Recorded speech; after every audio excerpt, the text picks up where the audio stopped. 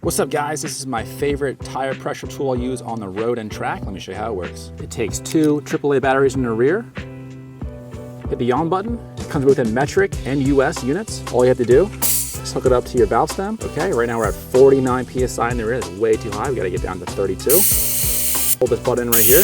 What's nice is that the range on this also goes really low, so 0 to 100 PSI, and it goes in 0.1 increments, so if you have to do any fine adjustment of maybe a steering damper or any kind of damper, you can really dial in the low PSI. In case you're wondering where your tire pressures are, you're gonna open your driver door, come inside here, and you can see for this car, the front PSI is 30 and the rear is 31. Shooting for 32 PSI, so that's perfect right there.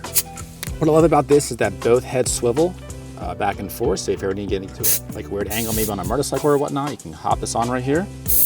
We're gonna go down to 30 PSI for the front. So if you're looking for a tire pressure tool for the street or the track, I couldn't recommend this product anymore. This is the Jayco. I'll put this in the description below the video. There's a link down there. Again, it swivels back and forth, nice rubber. It goes to 0.1 PSI and installs a backlit as well, and it has multiple units for US and metric. If this helped you out, maybe drop a little thumbs up or a comment below, and we'll see you next time.